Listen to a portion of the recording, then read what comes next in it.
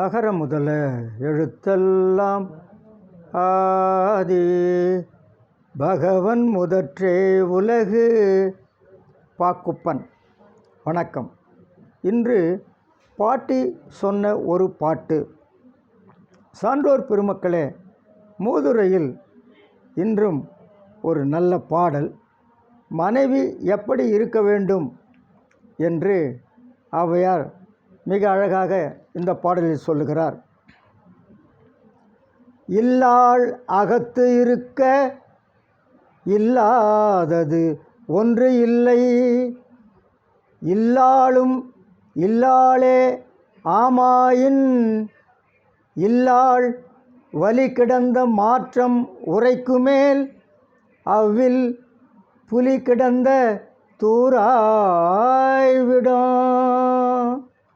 அழகான பாடல். நற்குணம் உடைய மனைவி ஒருவனுக்கு அமைந்துவிட்டால் அந்த இல்லத்தில் எந்த குறையும் இருக்காது. நல்ல குணமுடைய மனைவி ஒருவனுக்கு கிடைத்துவிட்டால் அந்த வீட்டில் எந்த குறையும் இருக்காது.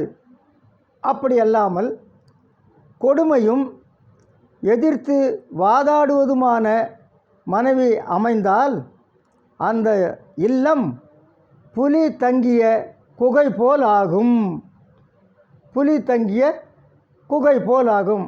அப்போ எதிர்த்து பேசுகிறா, ரொம்ப கொடுமைக்காரியாக இருக்கிறா, அவள் கூட வாழ்வது என்பது புலியோடு வாழ்வதற்கு சமம். இதைத்தான் வள்ளுவர் கூட மிக அழகாக சொல்லியிருக்கிறார். இதே தான். உடம்பாடு இல்லாதவர் வாழ்க்கை குடங்கருள் பாம்போடு உடன் உறைந்தற்று. உடன்பாடு இல்லாதவரோடு வாழ்வது என்பது ஒரு குடிசையில் பாம்போடு வாழ்வதற்கு சமம். ஔவையார் புலியோடு வாழ்வதுன்னாரு. நல்ல குணமில்லாத பெண்ணோடு வாழ்வது என்பது புலியோடு வாழ்வது ஔவையார். திருவள்ளுவர் பாம்போடு வாழ்வது, நல்ல குணம் இல்லாதவளோடு வாழ்வது, பாம்போடு வாழ்வது. அப்போ என்ன, மனைவி நல்ல குணம் உள்ளவளாக இருக்க வேண்டாம். எதிர்த்து வாதாடுபவளாக இருக்கக்கூடாது.